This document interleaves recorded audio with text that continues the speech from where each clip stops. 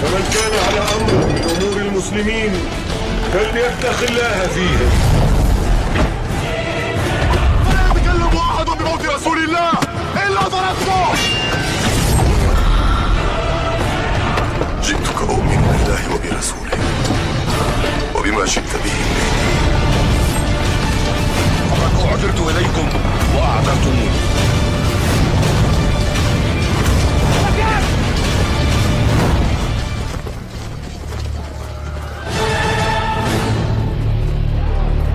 Bismillahirrahmanirrahim. Tuhannya Nabi Musa itu, ya Ruth ya, tidak akan pernah menjadi manusia. Hosea 11 nomor 9. Allah bukan manusia yang kudus di tengah-tengah kamu. Di Bilangan 23:19. Allah bukan manusia yang bisa menyesal. Bukan. Tuhan Nabi Musa bukan seperti itu, kawan. Tuhan Nabi Musa itu pun tidak dapat dilihat. Keluaran 33 nomor 20. Di situ Tuhan Nabi Musa tidak dapat dilihat. Siapa yang melihat Tuhan Nabi Musa, maka dia akan akan mateo gitu. Akan meninggal. Lah, tiba-tiba kamu bilang, Yesus itu adalah Yahweh. Yesus itu dengan biji mata dapat dilihat pada zaman dia turun. Kagak ada yang mati orang. Gak ada. Ya, Yesus itu manusia. Sedangkan Tuhannya Nabi Musa bukan manusia. Bukan. Subhanallah ya. Allah bukan manusia, ya benar. Yang bilang Allah manusia siapa? Allah itu memang bukan manusia. Tetapi Allah pernah berjanji akan menjadi manusia. Yesaya 9 ayat 5. Mau seperti apa lagi Pak Ustadz mengaburkannya? Allah sendiri yang berjanji bahwa dia akan menjadi manusia. Sebab seorang anak telah diberikan untuk kita, seorang putra telah diberikan untuk kita, lambang pemerintahan ada di atas bahunya, dan namanya disebut Allah yang perkasa, Bapa yang kekal, Raja damai.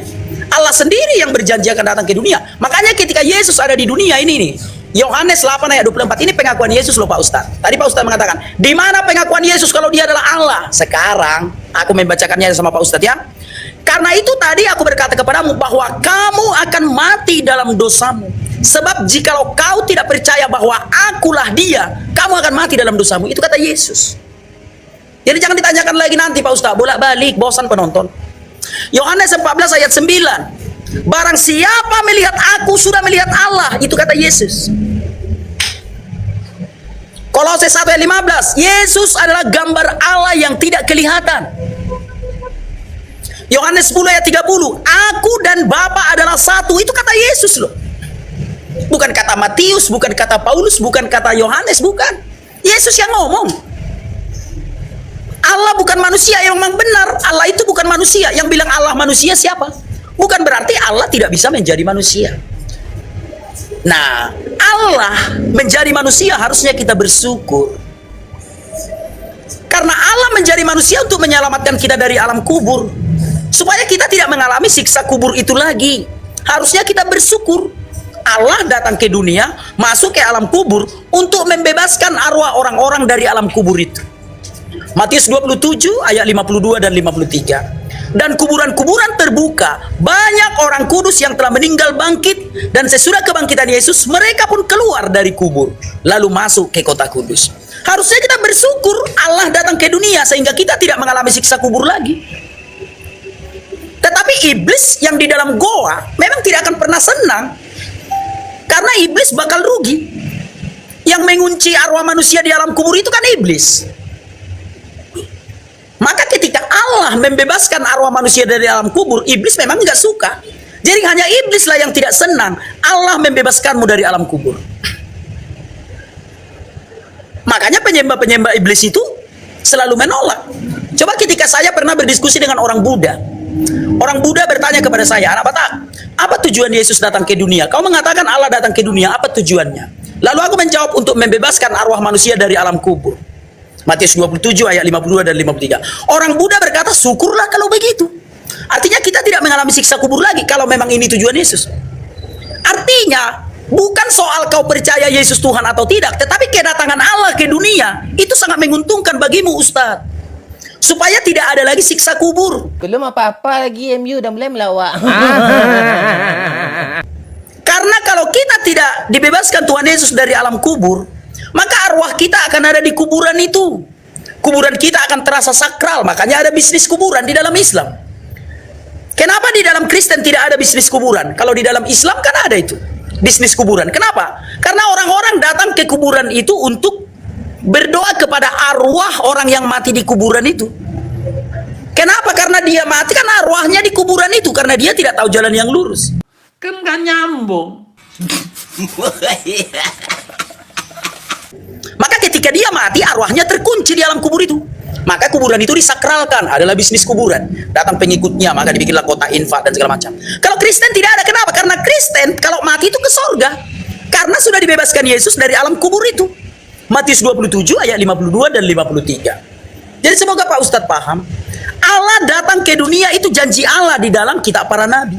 Untuk membebaskan kita dari alam kubur. Nah, bagaimana dengan Muhammad yang menolak keselamatan itu? Ya Muhammad sekarang masih ada di alam kubur. Karena dia tidak punya juru selamat. Baik teman-teman, dari penjelasannya malah nambah lagi nih ya, nambah lagi penjelasan di Bible-nya. Coba teman-teman lihat data yang saya sampaikan. Seperti yang dikatakan oleh Rudy Simamora tadi, aku dan Bapak adalah satu. Teman-teman semuanya, coba kalau kita lihat ya, ternyata murid-murid Yesus juga satu dengan Bapa. Berarti ini murid-muridnya jadi Tuhan juga, kayak gitu kau maksud. Dan aku tidak ada lagi di dalam dunia, tetapi mereka masih ada di dalam dunia. Dan aku datang kepadamu, ya Bapa yang kudus, peliharalah mereka dalam namamu, yaitu namamu yang telah engkau berikan kepadaku, supaya mereka menjadi satu sama seperti kita. Baik ya teman-teman semuanya, untuk masalah aku dan Bapak adalah satu, bukan cuma Yesusnya, tetapi juga murid-muridnya. Nah, berkaitan tentang masalah Yesaya ya kawan-kawan, nih saya bawakan saja Yesaya 9 nomor 6. Ini penjelasan dari Yahudi ya, karena yang diambilnya tadi adalah kitab Yahudi ya, kitab perjanjian lama. Nih, kalau kita lihat Kiyelet Yulat ya, Yulat. Kalaunya di dalam bahasa Arabnya itu fi'il madi, sudah terjadi. Jadi ini sama, sudah terjadi di zaman ayat itu diturunkan. Kiyelet Yulat. Maka kesimpulannya, siapa yang dimaksud oleh Yesaya 9 nomor 6 kata Yahudi, yaitu ya anak yang dimaksud adalah Raja Hizkia, bukan Yesus ya, bukan. Ini penjelasan dari Yahudi. Lalu kalau kita lihat juga ya teman-teman nih ya, kalau kita lihat juga, sebab seorang anak telah lahir untuk kita. Telah lahir. Bisa kan bahasa Indonesia, Ruth? Telah lahir.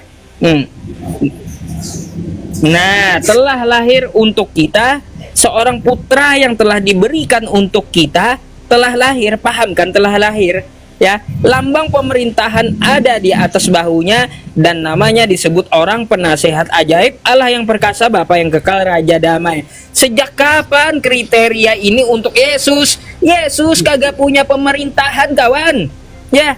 Yesus juga bukan Raja damai. Yesus ke dunia ini dia bawa bukan bawa damai. Tuh catat kau tuh ya. Aduh, hati tersiksa tapi mulut ketawa juga kan.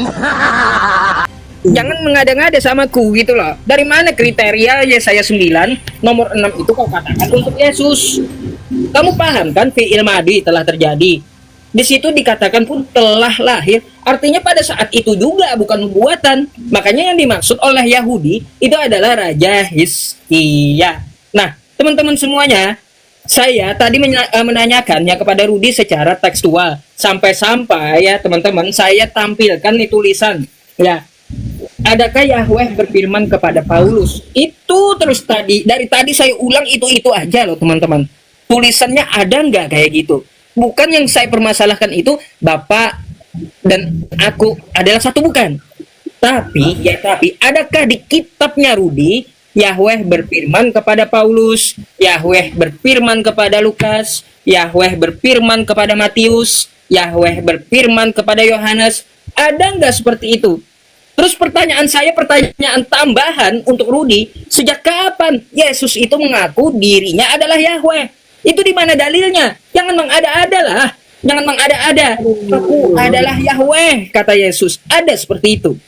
Makanya kan saya tadi ambil juga tuh ya kitab Yahudi. Allah bukan manusia, bukan anak manusia, sehingga dia menyesal. Di Hosea 11 nomor 9. Allah bukan manusia yang kudus di tengah-tengahmu. Terus di bilangan sudah tadi ya. Terus juga di dalam Yesaya 46 nomor 5. Hendak dengan apa engkau menyamakan aku sehingga kami sama. Tidak ada samanya Tuhan Yahudi itu. Artinya Tuhan Yahudi ya tidak menjadi manusia dan bukan manusia, bukan. Itu di dalam perjanjian lama. Tiba-tiba ada ajaran Tuhan menjadi manusia.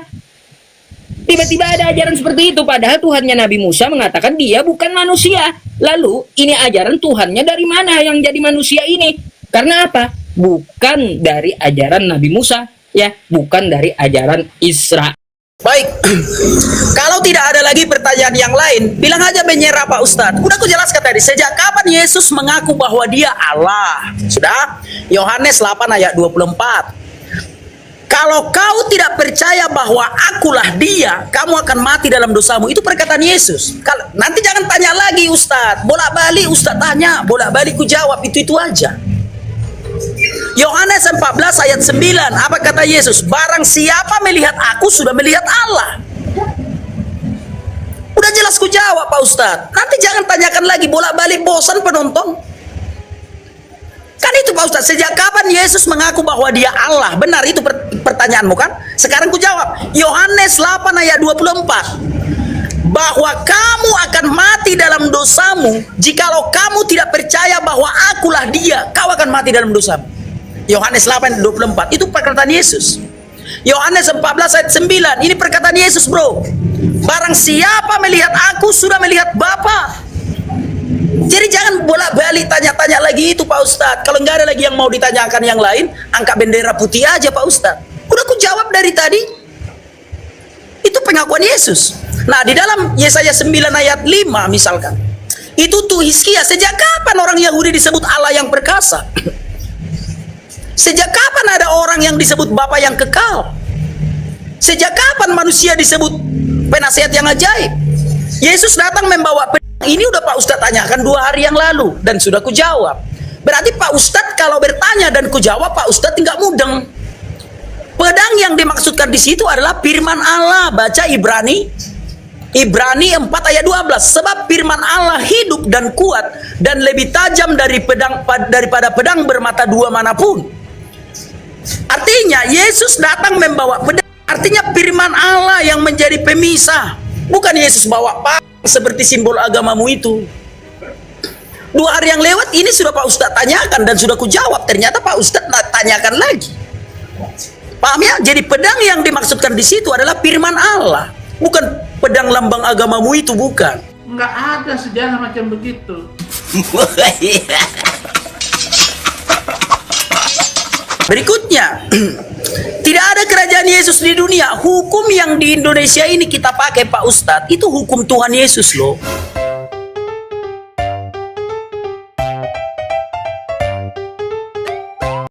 Ngarang ceritanya itu. Sistem hukum Indonesia adalah Eropa kontinental yang diadopsi dari Belanda. Belanda mengadopsinya dari Prancis. Prancis dan Inggris mengadopsinya dari Italia. Italia mengadopsinya dari Romawi. Romawi mengadopsinya dari Yesus. Justru kerajaan Yesus sedang besar di dunia karena hukumnya yang dipakai termasuk di Indonesia. Bukan hukum Islam, sorry Pak Ustadz. Hukum Islam nggak laku di Indonesia. Bahkan negara-negara Arab sudah mau berubah ke Eropa kontinental. Jadi kerajaan Yesus itu sedang ada di dunia saat ini. Pak Ustadz saja nggak paham. Semoga Pak Ustadz mengerti lah. Jangan bola-balik Pak Ustadz. Kayak mana kita mengedukasi seperti ini? Kalau bola-balik udah dijawab ditanya lagi. Udah dijawab ditanya lagi. Sama seperti aku tadi lah. Kenapa aku tidak menanyakan lagi Quran surah Al-Baqarah tentang sholat di makam Ibrahim itu? Karena sudah kutanya. Pak Ustadz sudah menjawab, ya sudah. Sekalipun jawaban Pak Ustadz itu ngawur, jangan bolak-balik itu aja. Bagaimana kita mau mengedukasi orang? Di mana Yesus berkata bahwa dia adalah Allah? Yohanes 8 ayat 24. Karena itu tadi aku berkata kepadamu bahwa kamu akan mati dalam dosamu, sebab jikalau kamu tidak percaya bahwa akulah dia, itu kata Yesus. Yohanes 14 ayat 9, barang siapa melihat aku, dia telah melihat Allah, itu kata Yesus. Nanti pasti ditanya lagi nih, mana pengakuan Yesus kalau dia adalah Allah, pasti ditanya lagi nih nanti. Jadi tidak menarik lagi perdebatan kita ini Pak Ustadz. Udah dijawab masih ditanya, udah dijawab masih ditanya. Apa tidak ada argumen yang lain? Apa tidak ada ide yang lain untuk bertanya? Kalau tidak ada lagi, angkat bendera putih. Asik bola balik dari tadi, udah dijawab, bola balik lagi. Yesuslah Allah itu sendiri, karena Yesus berkata, barang siapa melihat aku sudah melihat Allah. Jadi kalau tidak ada lagi pertanyaan yang lain Pak Ustadz, angkat bendera putih aja sudah, gitu. Semoga Pak Ustadz paham. Baik teman-teman semuanya, kenapa saya mengulang-ulang pertanyaan saya? Karena memang tidak terjawab. Dan Rudinya tidak mau jujur bahwa yang tertulis itu tidak ada seperti yang saya tanyakan. Makanya dia berputar ke sana kemari sehingga melebar gitu perdebatannya. Andai pun kalau dia jujur angkat bendera putih, oh tidak ada tertulis seperti itu, maka saya akan pindah ke pertanyaan lain. Saya udah berapa kali gitu loh. Berapa kali saya mengulang-ulang seperti itu dari tadi. Kalau tidak ada secara tekstual, angkat bendera, pindah ke tema lain. Itu saja, tapi dia memaksakan untuk menjawab. Maka dari itu jawabannya pun menjadi melebar jadinya. Ya, Ruth, kamu jangan berbohong ya, Ruth ya. Di Yohanes 8 ya, Yohanes 8. Mari kita baca aja nih. Nanti dikira saya bohong ya. Tidak ada di sini Yesus mengaku sebagai Yahweh, tapi mengaku sebagai apa nih? Bahwa kamu akan mati dalam dosamu. Sebab jikalau kamu tidak percaya bahwa akulah dia, kamu akan mati dalam dosamu. Coba kalau kau baca ayat sampai ke bawah, mengakui Yesus sebagai apa? Maka kata Yesus, apabila kamu telah meninggikan anak manusia, mengakui Yesus itu anak manusia, bukan Allah, ya, barulah kamu tahu bahwa akulah dia, dan bahwa aku tidak dapat berbuat apa-apa dari diriku sendiri, tetapi aku berbicara tentang hal-hal sebagaimana diajarkan Bapa kepadaku. Dan ia yang telah mengutus aku, nih ya teman-teman, dan ia yang telah mengutus aku, ia menyertai aku tidak membiarkan aku sendiri, sebab aku senantiasa berbuat apa yang berkenan kepadanya. Mengakui dia sebagai apa nih, sebagai anak manusia dan utusan Tuhan, kawan. Nih, ya. Bukan mengakui sebagai Tuhannya Nabi Musa. Makanya kamu kalau jawab yang jujur gitu sama aku, yang jujur. Makanya aku yang baca. Bentar dulu kawan, bentar dulu. Ya waktuku gitu. Kamu bisa bantah pakai datamu nanti, ya. Sekarang aku bukain data dan ku baca kitabmu sendiri. Apakah sesuai dengan penyampaian kamu? Ternyata tidak. Di sini mengakui Yesus sebagai anak manusia dan utusan Tuhan. Bukan berarti di situ akulah dia yang adalah Tuhannya Nabi Musa. Bukan kawan, bukan. Coba Anda cek lagi tuh, ya. Apa yang Anda katakan itu, coba Anda cek lagi. Makanya berapa kali sudah saya mengatakan ya, Tuhannya Nabi Musa bukan manusia, tidak akan berubah sebagai manusia, sebagaimana yang saya jabarkan di ayat perjanjian lama tadi. Hosea 11 nomor 9. Allah bukanlah manusia, bukan anak manusia yang kudus di tengah-tengahmu. Bilangan 23 nomor 19. Allah bukan manusia, ya. Terus di Malaki 3 nomor 6. Tuhan itu tidak berubah. Tuhannya Nabi Musa 33:20 dalam Keluaran, ya. Keluaran 33:20, dia tidak dapat dilihat. Itu Tuhannya Nabi Musa. Lalu Rudi memaksakan dengan Yohanes 8 nomor 24 mengatakan bahwa Yesus itu adalah Yahweh. Padahal kosakata Yahweh pun di sini ya, di Yohanes 8 itu tidak kita temukan. Kosakata Yahweh itu tidak kita temukan di Yohanes 8. Makanya aku bilang kalau kamu jujur tidak ada, angkat bendera putih. Aku menanyakan masalah hukum, ya, hukum yang lain gitu. Tetapi kalau kamu masih mau ngotot, kamu bakal ditampol oleh Bible-mu sendiri. Jadi kayak gitu aja. Mengapa aku mengulang-ulang? Karena kamu tidak mau jujur. Coba kalau kamu jujur, aku akan bertanya tentang hal yang lainnya, kawan. Ya. Nah, berkaitan tentang masalah perjanjian lama sedikit lagi. Masalah Yesaya 9 nomor 6. Kata kamu hukum Yesus ada di dunia ini. Di situ kan jelas pemerintahan, kawan. Di mana pemerintahan Yesus? Siapa saja prajuritnya, ya. Karena pada saat itu dikatakan di sini telah lahir anak, ya. Anak loh. Anak nih, Yesaya 9 nomor 6. Nih ya teman-teman, sebab seorang anak telah lahir untuk kita, seorang putra telah diberikan untuk kita. Lambang pemerintahan ada di atas bahunya. Sejak kapan Yesus ikut pemerintahan? Ya, punya kerajaan juga kagak gitu. Sejak kapan? Sejak kapan? Sebagai pejabat Pak RT saja Yesus enggak dulu itu. Enggak. Kasihan, janganlah diketawain gitu.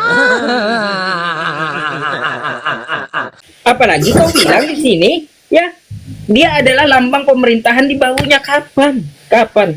Makanya di sini dikatakan untuk Raja Hizkia. Baik, sekarang aku jawab. Kau sendiri tadi sudah membaca di dalam Yohanes 8 ayat 24.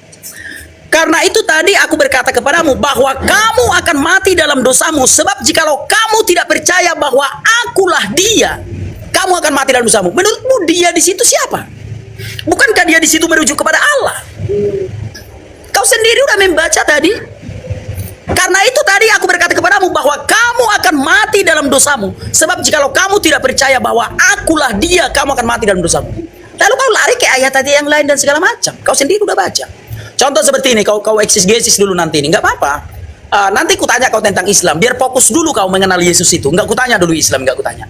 Contoh seperti ini, Yohanes 14 ayat 9. Tolong kau eksegesis dulu ya nanti ayat ini ya. Sebentar ya. Ini nggak apa-apa. Nanti aja kutanya kau tentang Islam nanti. Sebentar ya. Ini Yohanes 14 ayat 9. Oke, mana lagi kau nanti ngelesnya ya, biar kita lihat dulu lagi nanti. Kata Yesus kepadanya, telah sekian lama aku bersama-sama kamu Filipus, namun engkau tidak mengenal aku. Barang siapa telah melihat aku, ia telah melihat Bapa. Bagaimana engkau berkata, tunjukkanlah Bapa itu kepada kami. Jadi Yesus berkata nih, barang siapa melihat aku, sudah melihat Bapa. Nah, nanti apa artinya itu? Nanti kau lagi menjelaskan. Kau nanti yang menjelaskan ya. Itu Yesus yang bilang loh. Barang siapa yang melihat aku, sudah melihat Bapa. Itu tertulis di dalam Yohanes 14 ayat 9. Mau ngeles kayak mana lagi nanti Pak Ustadz? Nanti sama-sama kami mendengar. Kayak mana nanti lagi Pak Ustadz mau ngeles? Eksegesis lagi itu nanti Pak Ustadz ya. Ingat, Yohanes 14 ayat 9. Barang siapa telah melihat aku, ia telah melihat Bapa. Siapa Bapa ini? Bukankah ini Bapa Yahweh itu yang dimaksudkan Yesus? Atau siapa itu?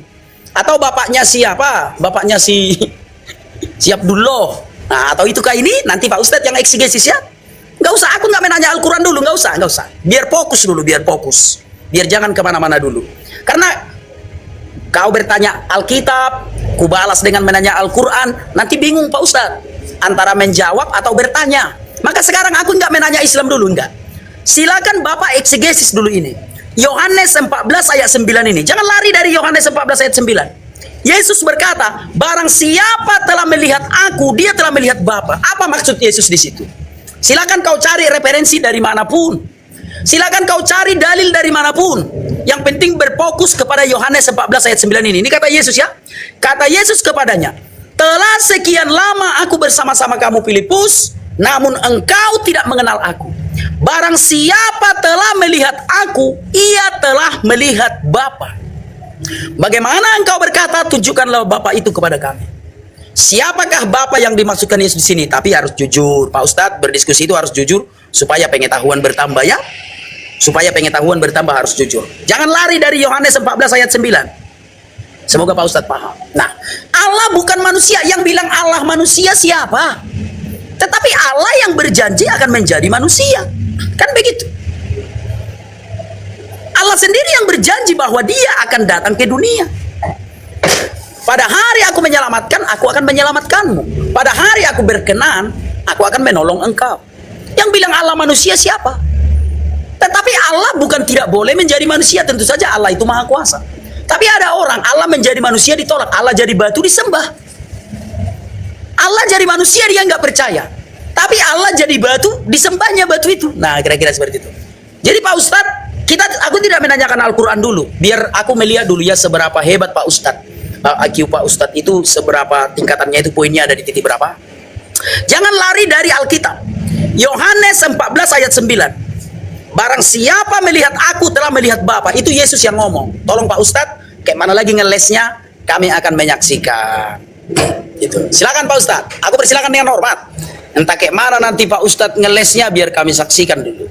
Baik, ya teman-teman, Lagi-lagi dia tetap ngeles ya di Yohanes 8 nomor 24 ya. Baik teman-teman semuanya, saya tampilkan saja ya Yohanes 8 nomor 24 biar teman-teman juga bisa baca ya. Ini Yohanes 14 ayat 9 Pak Ustaz. bukan yang pertama tadi, itu Yang pertama nanti. sudah Belum, Yohanes belum. 14 ayat 9. Biar Belum, jangan bolak-balik. Belum, yang pertama tadi nanti akan kujawab ya. Biar jangan bolak-balik, Pak Ustaz. Siapa yang Yohanes, kita kalau yang bolak-balik, Yohanes Pak akan Ustaz? kujawab. Yang Yohanes akan Pak kujawab. Ustaz, biar jangan bolak-balik Pak Ustaz. Aduh. Udah aku catat semuanya ya. Jadi aku Ya, mau silakan. jawab satu-satu. Ya. Teman-teman semuanya, nih mengakui Yesus sebagai apa di sini ya? Ini nggak beda loh ya perikopnya ya, Yohanes 8 ya. Maka kata Yesus, apabila kamu telah meninggikan anak manusia, baru kamu tahu bahwa akulah dia sebagai apa, dan bahwa aku tidak dapat berbuat apa-apa tentang diriku sendiri. Ya, sebagaimana diajarkan Bapa kepadaku, mengakui dia sebagai apa? Sebagai yang telah mengutus aku, mengakui Yesus anak manusia dan mengakui Yesus sebagai utusan. Ruth, ini nggak beda loh, perikopnya nggak beda loh. Kamu bacalah yang lengkap. Nanti dibilang aku comot-comot ayatnya. Ya, itu yang pertama.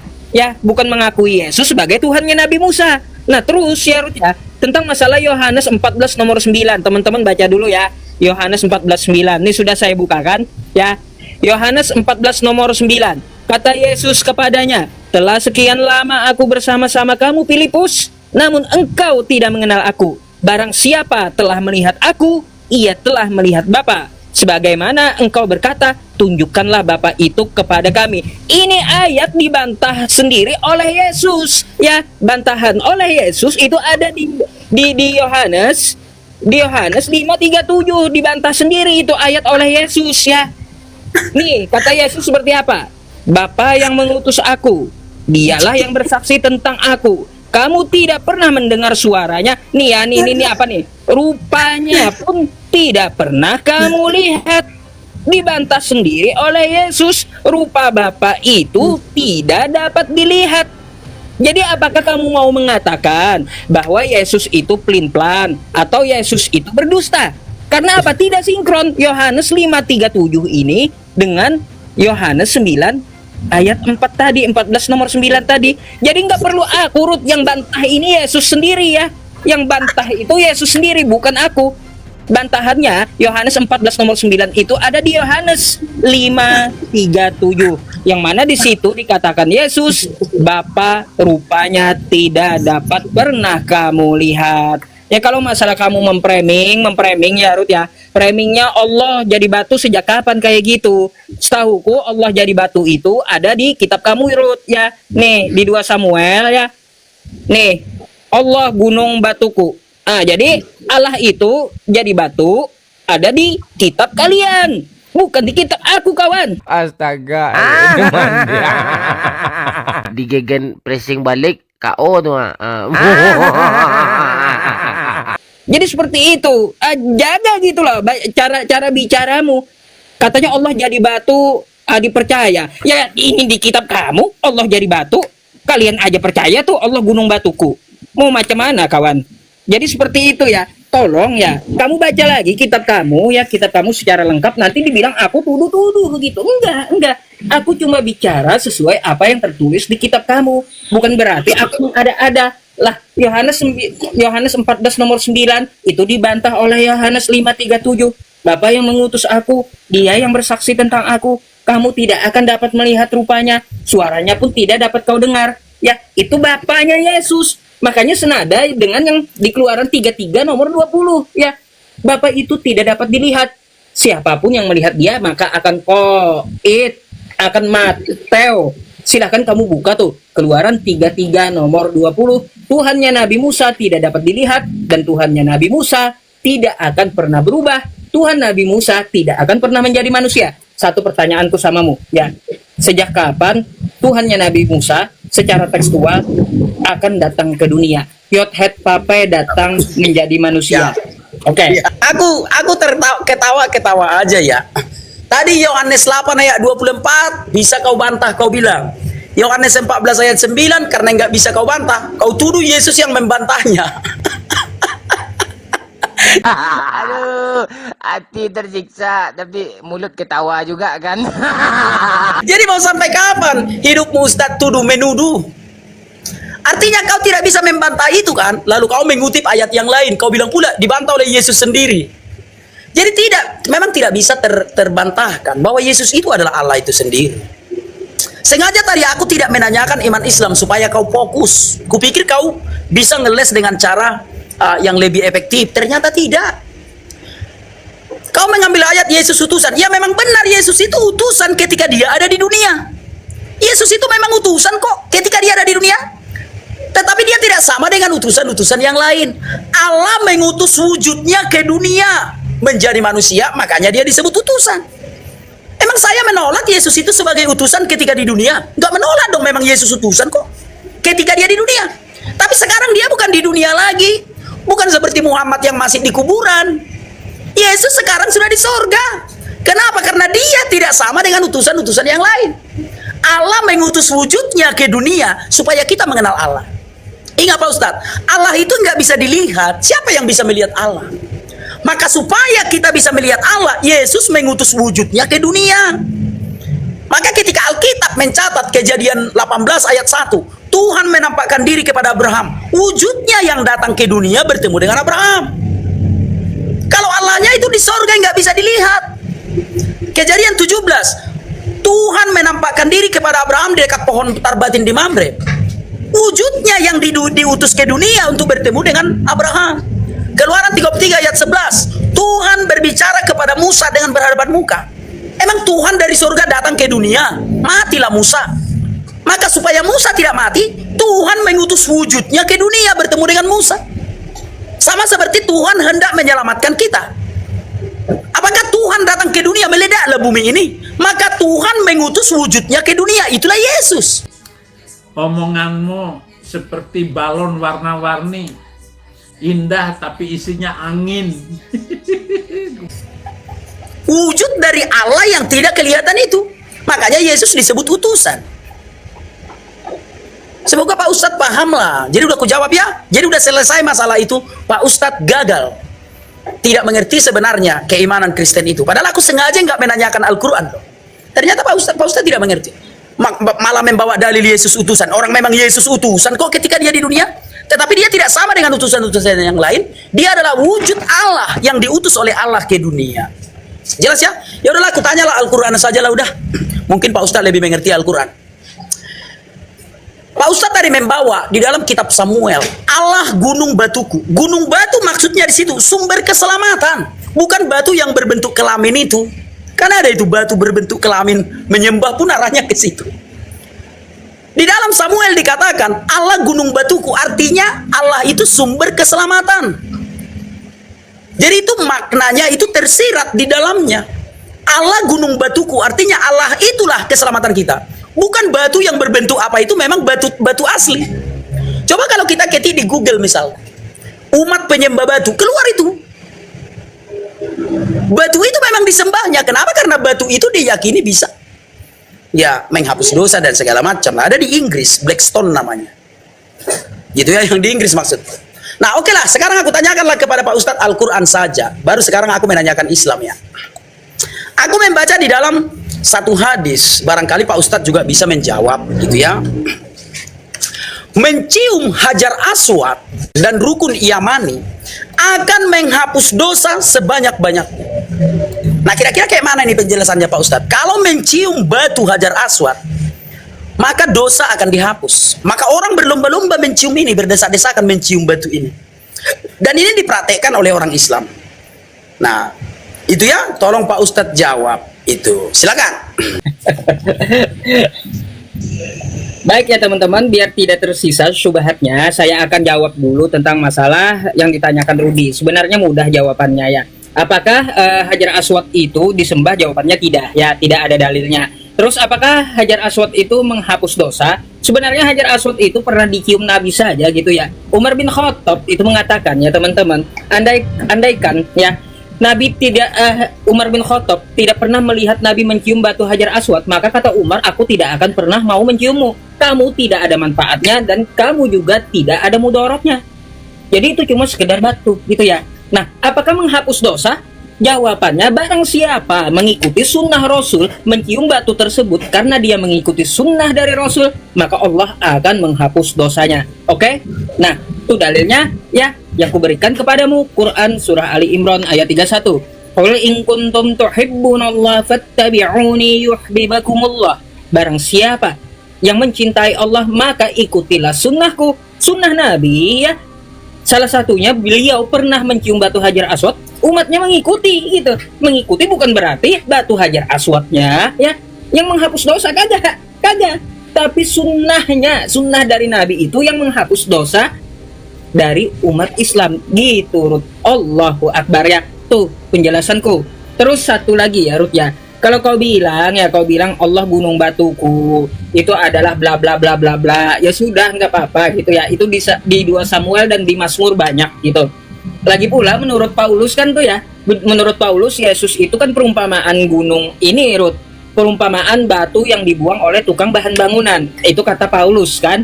Jadi kalau kau singgung-singgung batu, ya coba cek dulu lah gitu ya. Cek dulu kitabmu. Allah itu gunung batuku, terus Yesus itu diumpamakan batu oleh Paulus itu sendiri. Kok berani kali ya Paulus ini mengumpamakan Yesus? Waduh, ini lebih hebat ini Paulus dari Yesus rupanya. Aduh, batu penjuru tuh ya. Yesus itu batu penjuru. Jadi hal-hal yang bermanfaat lah kamu tanyakan, seperti Hajar Aswad tadi, boleh, itu boleh. Syukron jazakumullah ya teman-teman. Nah jadi ya Ruth ya, untuk masalah yang kusampaikan hari ini, aku sudah menyampaikan dari Bible-mu itu sendiri ya, bahwa argumen kamu itu dibantah oleh Bible-mu sendiri, bahkan dibantah sendiri oleh Yesus, kawan. Tadi Yohanes 14 nomor 9, kutampilin pula Yohanes 5 nomor 37. Bapa itu tidak dapat dilihat. Lalu kau bilang, barang siapa melihat Yesus, maka dia telah melihat Bapa. Sekarang aku mau tanya samamu, apakah Yesus berdusta kalau gitu? Kata Yesus di sisi yang lain, Bapa itu tidak dapat dilihat.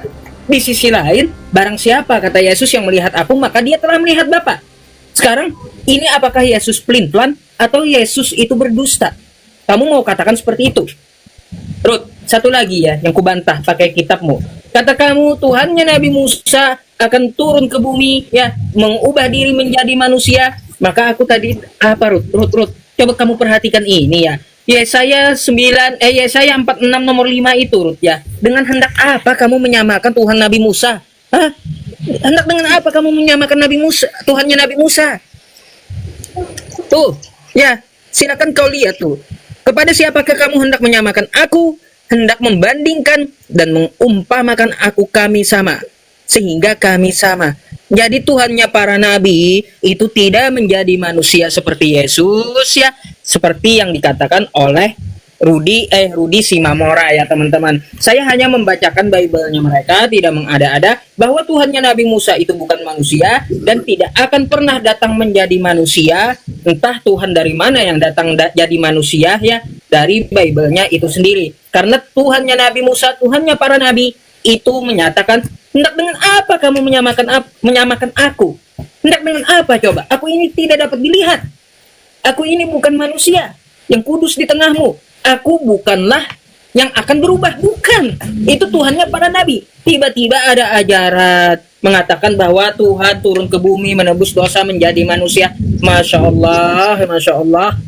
Ini ajaran dari mana? Subhanallah, dari apa yang kau katakan ya teman-teman Kristen, bahwa Tuhan semesta alam itu bukan manusia. Tuhan semesta alam bukan manusia, memang benar. Tuhan itu bukan manusia, tetapi Tuhan berjanji akan datang ke dunia menjadi manusia. Ya, udah berapa kali itu ku jawab Pak Ustadz, balik lagi ke situ. Jadi udah ku jawab ya, Tuhan memang bukan manusia. Yang bilang Tuhan manusia siapa? Tetapi Tuhan yang berjanji datang menjadi manusia. Duh, gimana ya cara jelasinnya? Duh, gimana nih ya? Nah, Yesus berkata Allah tidak bisa dilihat. Di satu sisi Yesus berkata, barang siapa melihat aku telah melihat Allah. Jawabannya ada dalam Yohanes 1 ayat 18. Tidak seorang pun yang melihat Allah, tetapi anak tunggal Allah yang ada di pangkuan Bapa, dialah yang menyatakannya. Tidak ada yang bisa melihat Allah. Gak ada. Yang kita lihat itu wujudnya yang diutusnya ke dunia. Maka Yesus berkata, barang siapa melihat aku sudah melihat Allah. Paham ya? Jangan bolak-balik lagi loh. Nah, sekarang kita membahas batu dulu. Coba baca di dalam satu hadis ya. Mohon maaf ya, izin ya Pak Polisi. Alasan batu Hajar Aswad mulai menghitam dari hari ke hari dijelaskan dalam satu keterangan hadis dari Ibnu Abbas radhiyallahu anhu. Rasulullah sallallahu alaihi wasallam mengatakan menghitamnya Hajar Aswad seiring dengan dosa-dosa yang diperbuat oleh manusia. Nah, jadi di dalam keyakinan para Muhammad dan sahabat-sahabatnya meyakini kalau batu Hajar Aswad yang sekarang yang di Mekah itu tadinya putih. Itu tadinya putih itu. Nah, tapi sekarang kenapa bisa hitam? Karena menyedot dosa-dosa orang yang menciumnya itu. Jadi kau melakukan dosa, lalu kau pergi ke Mekah, kau cium, dosamu disedot. Maka sekarang jadi hitam. Nah, siapa yang bilang itu? Ini dalilnya ya. Sorry Pak Polisi, aku membacakan dalil. Ibnu Abbas radhiyallahu anhu, Rasulullah sallallahu alaihi wasallam mengatakan menghitamnya Hajar Aswad seiring dengan dosa-dosa yang diperbuat oleh manusia. Nah, maka terkonfirmasilah hadis itu yang mengatakan mencium Hajar Aswad akan menghapus dosa sehabis-habisnya. Lalu Pak Ustadz mengatakan, oh kita sunnahnya yang menghapus dosa. Kalau Muhammad mencium batu itu, maka kita mengikuti mencium batu itu karena mengikuti Muhammad sebagai sunnah, maka dosa kita akan dihapus. Artinya, karena mengikuti Muhammad kan? Udahlah kau ikutilah Muhammad, kau ini aja anak umur 6 tahun, biar dihapus dosamu. Seperti itu maksudmu. Omong kosong. Justru batu itulah yang diyakini bisa menghapus dosa, bukan sunnahnya. Kau mengeluarkan tadi, barang siapa mengikuti sunnah Rasul, dosanya akan dihapus. Lalu Muhammad mencium batu, kau ikuti dia, kau cium batu itu, dosamu dihapus. Muhammad mengawini Aisyah umur 6 tahun, ya udah kau toncetlah anak umur 6 tahun itu, biar ditangkap polisi kau. Jadi jangan penuh dengan kebohongan Pak Ustadz. Bilang aja kalau tidak tahu, bilang tidak tahu. Kalau sunnah kau lakukan bisa menghapus dosa, kau kawinilah janda-janda itu sampai 11 orang. Kalau itu kau anggap sunnah. Artinya adalah terlalu banyak ajaran Islam yang dikarang-karang ulamanya. Dalil menuliskan mencium Hajar Aswad akan menghapus dosa sehabis-habisnya. Dalil mengatakan batu Hajar Aswad yang tadinya berwarna putih berubah menjadi hitam karena menyedot dosa-dosa manusia. Kan itu yang tertulis. Ya sebentar ya, harus berdasarkan dalil ya. Ibnu Abbas radhiyallahu anhu, Rasulullah sallallahu alaihi wasallam mengatakan menghitamnya Hajar Aswad seiring dengan dosa-dosa yang diperbuat manusia. Itu yang tertulis. Hajar Aswad turun dari sorga padahal batu tersebut begitu putih, bahkan lebih putih daripada susu pada awalnya. Dosa manusialah yang membuat batu itu menjadi hitam. Hadis riwayat At-Tirmidzi. Terang benderang bahwa batu itulah yang menghapus dosanya Islam. Dan ini adalah sesuatu yang musyrik. Ini berdasarkan dalil loh ya. Arabnya kau baca aja Arabnya. Yang jelas hadisnya aku bacakan. Hadis riwayat At-Tirmidzi. Hajar Aswad turun dari sorga padahal batu tersebut begitu putih, bahkan lebih putih daripada susu pada awalnya. Dosa manusialah yang membuat batu tersebut menjadi hitam. Jadi siapa yang menghapus dosa Islam? Batu itu. Setiap orang menciumnya, dosa yang menciumnya itu terhapus, bukan sunnahnya. Paham ya? Jadi berhentilah berbohong. Coba jelaskan, silakan. Aku akan jelaskan tentang masalah batu dulu ya.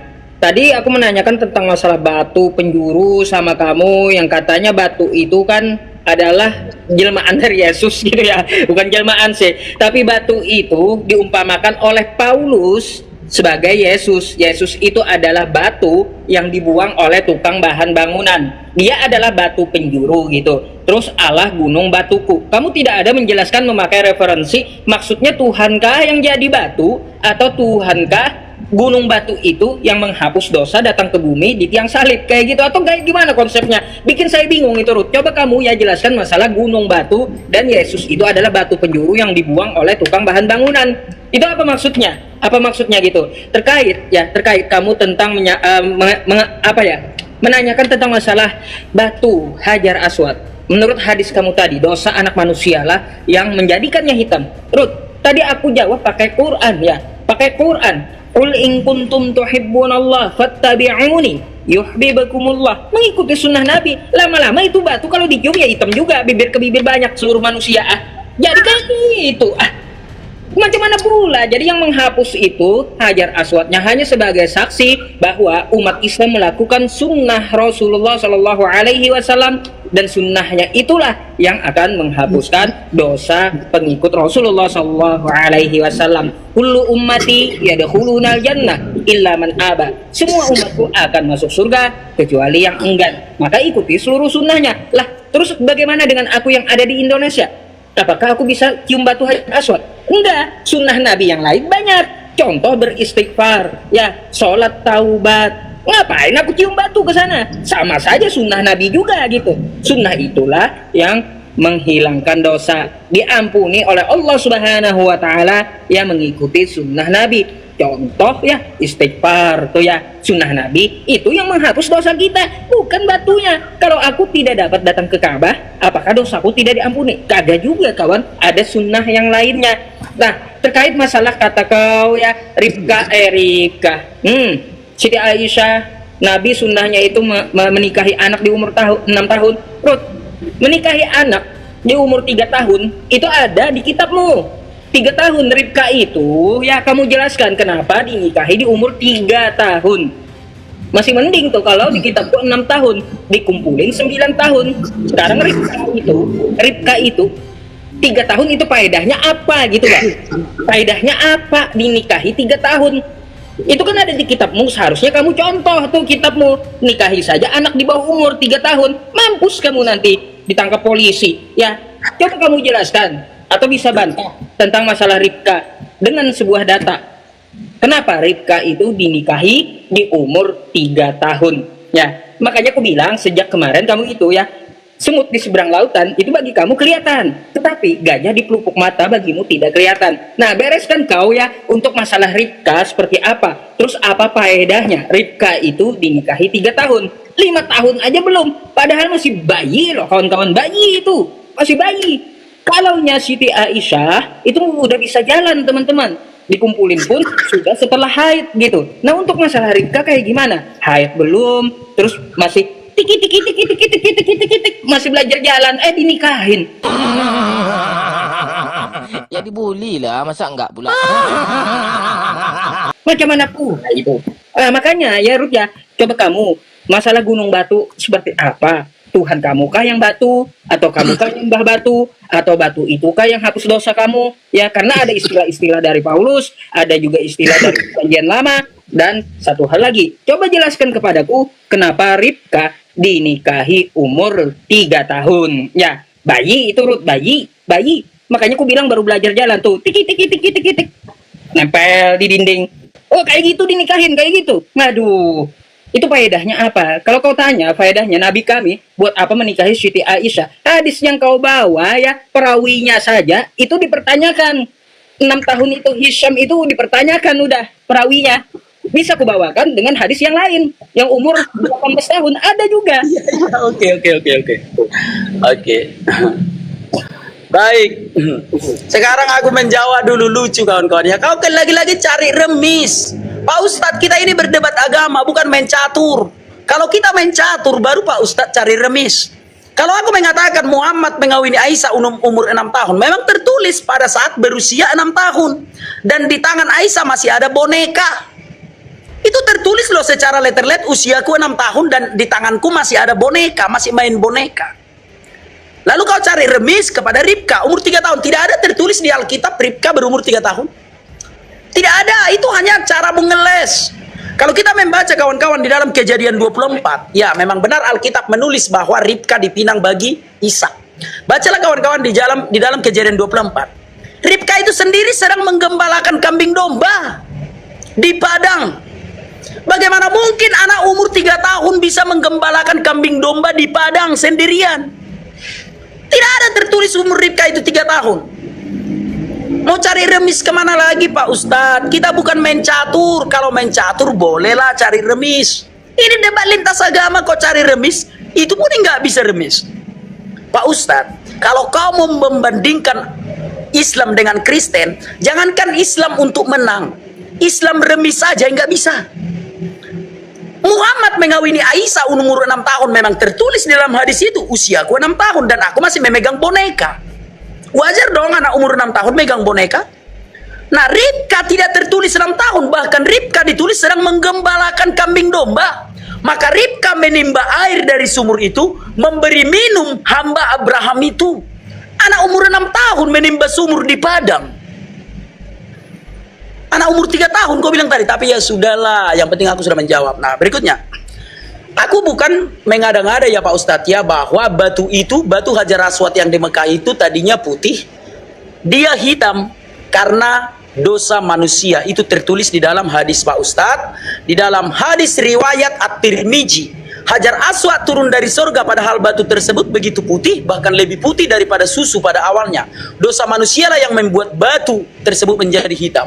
Jadi hadismu menuliskan yang membuat batu itu hitam adalah dosa manusia. Nah, Pak Ustadz tadi mengatakan yang membuat itu hitam karena banyak bibir yang mengusap-usap. Itu tadi ya, mau ketawa aku tadi tapi kutahan. Hadismu mengatakan batu itu hitam, kenapa? Karena di dosa manusia. Pak Ustadz mengatakan karena sering diusap-usap makanya hitam. Ya sudah, aku nggak mau bolak-balik bertanya, nggak mau. Sekarang kutanya yang lain saja supaya jangan bosan penonton. Muhammad pernah diberikan air untuk wudhu, yaitu bekas kotoran manusia, bekas kotoran, bekas haid perempuan. Air untuk wudhu Muhammad itu pernah diberikan oleh orang, yaitu air bekas kotoran manusia dan bekas haid, gitu ya. Sorry Pak Polisi, ada hadisnya Pak Polisi, ini hadisnya ya. Abu Daud nomor 61 telah menceritakan kepada kami Ahmad dan seterusnya, gitu ya. Ubaidillah bin Abdurrahman bin Rafi al-Ansari, kemudian al-Badawi dan seterusnya alaihissalam, ketika dikatakan kepada beliau bahwasanya engkau telah diberi air dari sumur Bidra'ah, yaitu sumur tempat pembuangan bangkai anjing, bekas kotoran haid dan kotoran manusia. Maka beliau sallallahu alaihi wasallam bersabda, sesungguhnya air itu suci, tidak ada sesuatu pun yang dapat menajiskannya. Abu Daud berkata, dan saya telah mendengarkan Kutaibah 53 detik bin Said berkata, saya pernah bertanya kepada penjaga sumur tersebut tentang kedalamannya. Dia menjawab dari kondisi air yang maksimal bisa mencapai tempat tumbuhnya bulu kemaluan. Saya bertanya apabila berkurang, dia menjawab di bawah aurat. Abu Daud berkata, dan saya sendiri pernah mengukur sumur bilah itu dengan selendang saya julurkan ke dalam sumur. Kemudian saya tarik kembali, ternyata tingginya adalah 6 hasta. Kemudian saya bertanya kepada orang yang membukakan pintu kebun untukku untuk mengantar kepadanya, apakah bangunan sumur ini dirubah dari bangunan semula? Dia menjawab tidak. Dan saya melihat ke dalam sumur terdapat air yang sudah berubah warna. Jadi air itu sampai berubah warna karena di dalamnya banyak kotoran manusia, bekas haid. Lalu diberikan air ini untuk Muhammad itu wudhu. Itu Abu Daud 61. Sorry Pak Polisi, itu ada dalilnya. Silakan Pak Ustadz menjawab, biar jangan dituduh aku menghujat. Silakan Pak Ustadz menjawabnya. Abu Daud berapa itu? Abu Daud 61 Pak Ustadz. 61. Ya. Nanti ya. Nanti aku lihat hadisnya dulu tentang masalah apa itu. Soalnya aku perangkatnya terbatas masalahnya. Baik Ruth. Pertama-tama tadi ya, aku juga mau ketawa ketika kamu menghindari pertanyaanku tentang masalah Yesus gunung batu. Apakah Yesus itu batu? Apakah batu ini menghapus dosa? Coba kau jelaskan masalah itu. Allah gunung batuku. Nah itu tidak kau jelaskan tadi. Tapi nggak mengapa ya teman-teman, nggak mengapa. Sekarang kita beralih lagi untuk masalah Hajar Aswad ya. Saya sudah juga menjawab tentang masalah sunnah ya, tapi sudah ditutup oleh Rudi juga begitu. Terus katanya tidak ada tuh Ribka itu dinikahi di umur 3 tahun. Baik, sekarang saya tampilkan dulu datanya. Nanti dikira saya bohong gitu ya. Dikira nanti saya bohong. Nih ya, teman-teman semuanya ya, Anda bisa lihat ya sendiri tulisannya.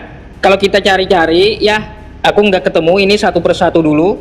Nah, di sini ya Ruth ya, dikatakan dari tulisan-tulisan semuanya ini ya, dan datanya bisa kau baca. Di sini berapakah umur Ribka saat dinikahi Ishak ya? Terus Ishak lahir Sarah umurnya 91 tahun. Ishak batal dikorbankan Ribka umurnya 0 tahun. Terus Sarah wafat usia 127 tahun. 127 kurang 91 berarti Ishak di antara umur 36 atau 37 tahun pada saat itu. Ishak berumur 40 tahun menikahi Ribka. Ketika Ishak menikahi Ribka umurnya 40 tahun. Sedangkan Ribka saat itu baru umur Ribka 47 kurang 37 tahun. nih Ribka dinikahi umur 3 tahun. Ya, aku tidak mengada-ada gitu ya.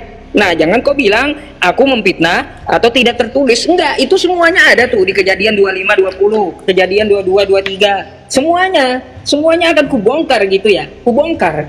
Nah, coba kau pikir dulu ya. Kau pikir dulu sebelum permasalahan menikahi anak-anak itu, jangan kamu lihat menyeberang ke nabi kami. Itu aja yang kumaksud. Tapi kamu ya lihat dulu kitabmu dan datanya ada. Bukunya kalau kamu minta, boleh ya. Boleh, coba kau jelaskan kenapa itu Ribka dinikahi 3 tahun ya, masih cik jalan-jalan nempel ke dinding, yang seperti itu dinikahin kawan ya. Nah, jadi seperti itu. Terus untuk berkaitan masalah hadis Abu Daud, aku belum lihat hadisnya, kau bisa kirimkan nggak ke aku gitu. Hadis Abu Daud berapa tadi, tentang apa? Abu Daud 61, Abu Daud 61. Bentar. Kenapa? Tentang sumur buda'ah. Wah, panjangnya ini. Ya, yang panjang. Yaitu sumur pembuangan bangkai anjing bekas kotoran haid manusia, maka beliau bersabda, sesungguhnya air itu suci, tidak ada sesuatu pun yang dapat menajiskannya. Di mana di sini dikatakan Nabi diberikan air dari sumur itu, mana? Nggak ada nih, ya. Di Abu sini Daud 61. Iya, Abu Daud 61 ya. Rasulullah Shallallahu Alaihi Wasallam bersabda, ketika dikatakan kepada beliau, bukan diberikan kepada beliau, kawan. Nih ya, nih. Aku Apa yang dikatakan? Bentar. Jangan kau ubah-ubah hadisnya, Abu Daud 61 ini. Ya. Nah, tuh ya. Mereka berkata, Muhammad bin Salamah telah menceritakan kepada kami dari Muhammad bin Ishaq, Salib bin Ayub, dari Ubaidillah bin Abdurrahman bin Rafi' al-Ansari al-Adawi. Langsung saja ke bunyinya ya. Nah, ketika dikatakan kepada beliau bahwasanya telah diberikan kepadamu air sumur dari sumur buda'ah, yaitu sumur tempat pembuangan bangkai anjing bekas kotoran haid, kotoran manusia, dan maka beliau bersabda, sesungguhnya air itu suci, tidak ada sesuatu pun yang dapat menajiskannya. Nggak ada di situ seperti yang kamu katakan bahwa Nabi Muhammad Shallallahu Alaihi Wasallam diberikan air yang najis. Tidak ada. Kau baca barusan. Tadi kita baca. Kau barusan yang baca kok diberikan kepadamu. Iya, diberikan itu untuk dilihat apakah air ini najis atau tidak. Bukan dipakai untuk wudhu. Yang tidak ada di hadis ini ya, dipakai untuk wudhu, tidak ada. Jadi ini adalah fitnah ya, fitnah yang saya temukan. Nah, tidak ada di sini teman-teman dikatakan untuk air wudhu. Aku mendengar Rasulullah Shallallahu Alaihi Wasallam bersabda, dikatakan kepada beliau bahwasanya telah diberikan kepadaku air sumur buda'ah. Diberikan kepada beliau, diberikan untuk dilihat seperti apa ini air, apakah najis atau tidak. Itu saja maksudnya. Apa ya? Coba kalian Oke. Sekarang aku open cam ya, aku tunjukkan. Kenapa kau tidak memahaminya? Nih. Sebentar ya. Terlalu banyak kau Ustadz dari tadi ngeles. Terlalu banyak ngelesnya Pak Ustadz. Terlalu banyak Pak Ustadz ngelesnya. Sebentar ya. Bahwasanya engkau telah diberi air dari sumur bid'ah, diberi, bukan diperlihatkan. Ingat ya, diberi, bukan diperlihatkan. Bahwasanya engkau telah diberi air dari sumur bid'ah, yaitu sumur tempat pembuangan bangkai anjing, bekas kotoran haid dan kotoran manusia. Maka beliau bersabda, Sallallahu Alaihi Wasallam bersabda, sesungguhnya air itu suci, tidak ada sesuatu pun yang dapat menajiskannya. Sudah? Jelas ya, diberi bukan diperlihatkan. Asbabun nuzulnya adalah ketika Nabi Muhammad mau sholat tidak ada air untuk wudhu. Diberi bukan diperlihatkan. Jelas ya? Diberi bukan diperlihatkan. Kenapa harus ngeles Pak Ustadz? Beda diperlihatkan, beda diberi. Itu jelas tertulis. Nah, sekarang aku jawab dulu tentang Alkitab. Yesus batu penjuru itu artinya sumber keselamatan. Batu penjuru itu simbol keselamatan. Allah gunung batuku. Gunung batu itu artinya sumber keselamatan, Pak Ustadz. Udah aku jawab ya. Lalu Aisyah umur 3 tahun. Yang kau baca tadi artikel, bukan Alkitab itu. Yang kau baca itu artikel dari Google. Buatan, ya entah siapa yang membuatnya. Kalau di dalam Alkitab, di dalam Kejadian 24, tidak ada tertulis umur Ribka itu 3 tahun, enggak ada. Tetapi yang tertulis adalah Ribka sedang menggembalakan kambing domba di padang, dan dia bisa menimba air dari sumur. Udah aku jawab ya, aku nggak mau bolak-balik. Oke lah, kalau tentang air bekas kotoran haid itu tidak kau akui, nah aku nggak mau menanyakan pertanyaan berulang-ulang. Nih, kutanya lagi kau sekarang. Umaymah radhiyallahu anhu meriwayatkan bahwa dahulu Nabi sallallahu alaihi wasallam mempunyai bekas yang diperbuat dari pelepah korma yang baginda gunakan untuk kencing padanya, dan baginda letakkan di bawah tempat tidurnya. Pada suatu masa baginda mencari bekas tersebut, namun baginda sallallahu alaihi wasallam tidak menjumpainya. Maka baginda bertanya, di manakah bekas itu? Mereka berkata, telah diminum oleh Barrah, pembantu Ummu Salamah yang datang bersama di negara Habsyah. Lalu Nabi Sallallahu Alaihi Wasallam bersabda, sungguh dia telah terpelihara daripada api neraka. Nah, gimana lagi nih? Mencium kencing Muhammad terpelihara dari api neraka. Gimana lagi nih? Palsu lagi ini? Bekas mencium kencing Muhammad terpelihara dari api neraka. Hadisnya jelas. Umaymah radhiyallahu anhu meriwayatkan bahwa dahulu Nabi SAW mempunyai bekas yang diperbuat dari pelepah kurma yang baginda gunakan untuk kencing padanya, dan baginda letakkan di bawah tempat tidurnya. Pada suatu masa baginda SAW mencari bekas tersebut, namun baginda SAW tidak menjumpainya. Maka baginda bertanya, di manakah bekas itu? Mereka berkata, telah diminum oleh Barrah, pembantu Ummu Salamah yang datang bersamanya dari negara Habsyah. Lalu Nabi SAW bersabda, sungguh dia terpelihara daripada api neraka. Minum kencing Muhammad terpelihara dari api neraka. Kayak mana lagi membantah ini? Aku nggak mau menanyakan berulang-ulang. Banyak yang harus kita tanyakan yang lain. Kenapa harus diulang-ulang?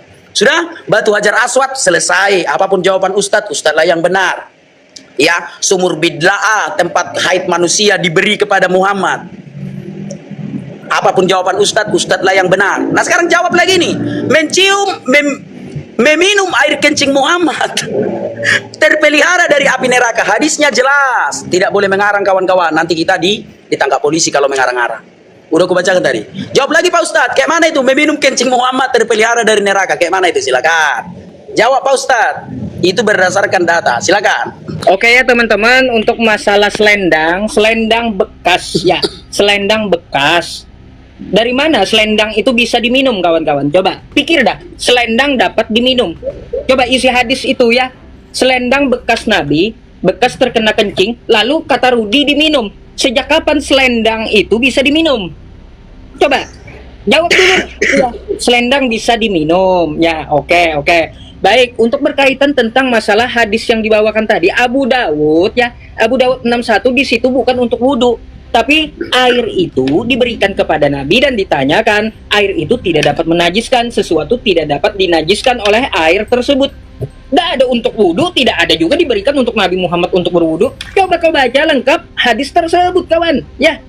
Nggak ada di situ, ku cari dari tadi berapa kali dari atas ke bawah. Katanya untuk wudhu diberikan kepada Nabi. Loh, ini narasi macam apa? Coba teman-teman semuanya buka Abu Dawud 61. Nggak ada di situ konteks wudhu, nggak ada. Cuma menanyakan tentang masalah sumur buda'ah.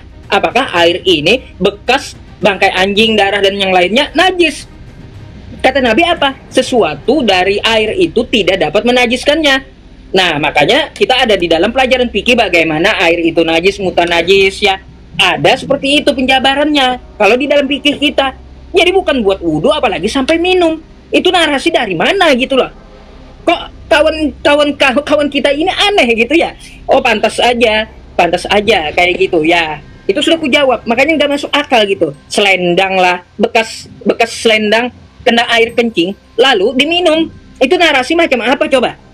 Macam apa? Aneh. Nggak masuk akal gitu lah, nggak masuk akal ya. Jadi kalau kamu bertanya tentang masalah hadis, kamu coba lihat asbabul wurud. Hadis itu masalah apa yang dia bahas. Contoh Tirmizi, hukum hudud atau hukum yang lainnya, ada pembagian hadisnya, ada rawinya, ada sanadnya juga. Kau pahami itu, tingkat hadisnya mau seperti apa, kau pahamilah ya. Terus isi matanya seperti apa, adakah ulama membantahnya, kau pahami itu. Jangan toh habis baca teksnya, ini Nabi Muhammad ini diberi air wudhu dari bekas anjing. Apa? Hadisnya kagak ada kayak gitu. Terus, ini Nabi Muhammad barang siapa minum air kencingnya maka masuk surga. Padahal di dalam hadisnya selendang bekas air kencing. Bagaimana pula selendang Selendang macam apa? Coba. Coba kau nanti tunjukkan apa-apa di situ. Bekas yang diperbuat dari pelepah korma yang baginda gunakan untuk kencing. Ada bekas yang dari pelepah korma. Bekas kan? Bukan air kencing kan? Astagfirullahaladzim. Air kencingnya aduh Bekas ya, kan? Bekas kan? Iya, wadah itu ada kencing. Wadah dari Nabi yang dibuat dari pelepah kurma ya untuk Tempat gunakan Nabi kencing. Bentar dulu. Di hadis itu Nabi mempunyai wadah dari pelepah kurma ya yang digunakan yang untuk digunakan. kencing lalu dicuri. Nah. Bukan kencingnya yang dicuri. Aduh. Pikir gitu ya, pahami hadis kami itu wadahnya yang dicuri kawan ya, wadahnya yang dicuri. Air kencingnya itu yang Mana di situ ada tertulis air kencingnya. sebentar. Ada. Ah, makanya lihat Habiskan waktumu biar kutunjukkan dalilnya. pesanku ya, kalau kamu membahas hadis, lihat matanya, lihat isinya, bagaimana penjelasannya. Ah, jadi seperti itu. Terus ya teman-teman, saya pengen menanyakan satu hal aja sama Rudi. Mungkin kita bisa lihat penjelasannya nanti ya.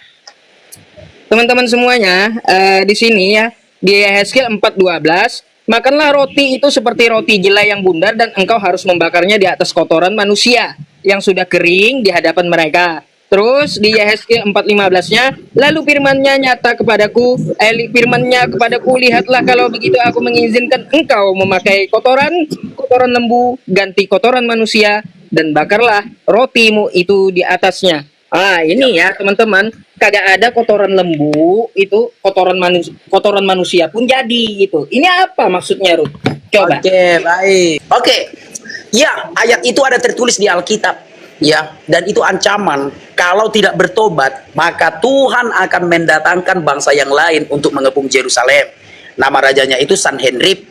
Itu ya, Raja Asyur. Lalu Tuhan mengancam, kalau kalian tidak bertobat, maka kota ini akan dikepung. Yang menyampaikannya Yehezkiel, Yesaya, dan Yeremia. Itu ancaman dari Tuhan. Tetapi pada akhirnya, Hizkia bertobat. Maka Sanherib, Raja Asyur, tidak jadi mengepung kota itu. Jadi soal makan kotoran itu, memakan kotoran sendiri itu tidak jadi dilakukan. Kenapa? Karena akhirnya bangsa Israel bertobat. Udah ya, jelas ya?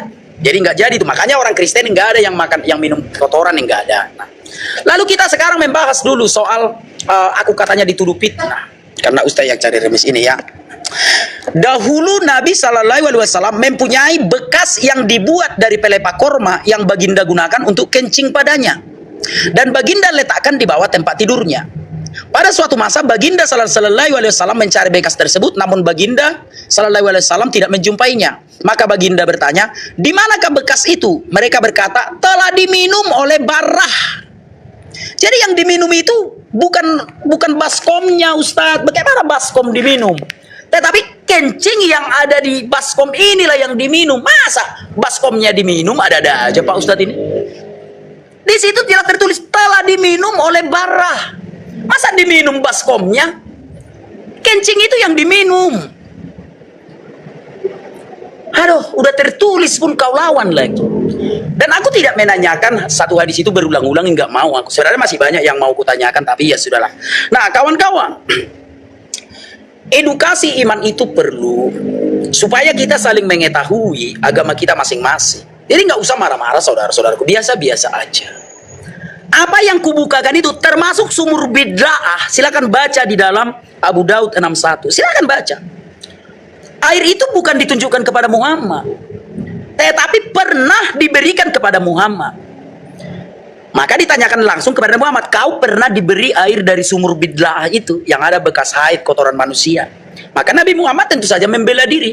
Tidak ada yang menajiskan air itu. Kenapa? Karena udah terlanjur dipakainya dulu. Kan itu yang tertulis di dalam Abu Daud 61. Kalau mau jujur, tapi susah kawan-kawan, kalau tidak mau jujur ya repot juga ya. Tidak akan pintar.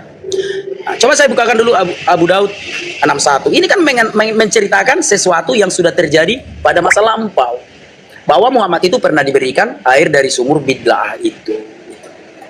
Sanadnya jelas.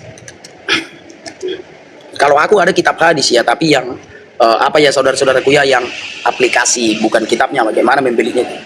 Sanadnya jelas kawan-kawannya. Ahmad bin Abu Suyaib Al-Harran, Abdul Aziz bin Yahya Al-Harrani, mereka berdua berkata, telah menceritakan kepada kami Muhammad bin Salamah, dari Muhammad bin Isa, dari Salid bin Ayyub, dari Ubaidillah bin Abdurrahman bin Rafi bin Al-Ansari, kemudian Al-Adawi, dari Abu Said Al-Khudri. Dia berkata, saya mendengar Rasulullah SAW ketika dikatakan kepada beliau bahwasanya engkau telah diberi air dari sumur bidla'ah, yaitu sumur tempat pembuangan bangkai anjing. Telah diberi, bukan diberi pada saat itu, telah diberi. Artinya waktu yang sudah lewat, dia pernah diberi air dari sumur itu. Maka ditanyakan lagi kepada beliau, paham ya? Engkau telah diberi. Itu semoga kawan-kawan paham. Sesungguhnya air itu suci, tidak ada yang bisa menajiskannya. Itulah pembelaan dari Nabi Muhammad. Ya, sekalipun di dalam sumur itu ada bangkai anjing, bekas kotoran haid dan kotoran manusia, beliau sallallahu alaihi wasallam bersabda, sesungguhnya air itu suci, tidak ada sesuatu pun yang menajiskannya. Itu kata Muhammad. Nah, aku menduga dia membela diri supaya dia jangan dianggap sesat karena memakai air itu. Itu. Semoga kawan-kawan paham. Baik ya teman-teman semuanya, syukron jazakallah untuk Anda semuanya ya. Saya tadi sudah membacakan hadis-hadis Abu Daud dan saya tampilkan di kamera. Beberapa kali saya menjelaskan kepada Muslim dan Muslim bisa baca sendiri ya Abu Daud di sini tentang masalah air, banyak atau tidaknya air tersebut menjadi najis. Lalu ditanyakan kepada Nabi Muhammad SAW tentang air mutanajis ya kawan-kawan, bukan diberikan kepada Nabi untuk wudhu. Nah terus untuk yang masalah air kencing, bekas kencing tadi ya, contohnya kayak gini aja ya teman-teman. Saya punya ini ya, punya gelas. Lalu gelas ini ya saya pakai buat keseharian saya itu ya, untuk membasuh kencing gitu. Nah gelas ini dicuri, bekasnya bukan airnya yang diminum ya. Jadi seperti itu ya kawan-kawan, gampang jawabannya itu. Jadi kalau narasi-narasi gelap yang lain nggak perlu kita gubris gitu. Karena apa yang saya sampaikan, saya membaca sesuai dengan referensi yang dia bacakan tadi. Baik teman-teman, karena di tempat saya ini ya, di tempat saya sudah hampir setengah 12 malam, suara terlalu kencang juga saya nggak bisa lagi gitu untuk meneruskan. Jadi nanti mungkin lain kali kita akan sambung lagi gitu ya, sambung lagi perdebatannya. Jadi langsung saja saya untuk menutup closing statementnya. Nah untuk masalah closing statement memang tidak diperbolehkan untuk nyeberang ya teman-teman. Baik teman-teman semuanya, saya sudah menyampaikan apa yang perlu kita sampaikan, membahas Bible, membahas hadis. Ya kalau dia terima dengan penjelasan kita ya syukur alhamdulillah. Kalau tidak terima ya itu derita lo, kan kayak gitu. Yang penting dijelaskan bagaimana betulnya, yang seperti ini tentang masalah hadisnya. Terus isi kitabmu seperti ini, kalau kitabmu ini dibacakan ya kalau kamu lawan silahkan gitu, kita nggak ada hak juga yang seperti itu ya. Penjelasan Al-Quran saya seperti ini, masalah kosakata tauhid yang dibahas tadi seperti apa, kan sudah dijelaskan semuanya. Jadi syubhat-syubhat yang diutarakan oleh Rudi Simamora sudah dapat dengan jelas kita jawab di sini. Tapi kalau mereka tidak mau terima ya itu derita mereka gitu ya. Susah juga nahan ketawa ya.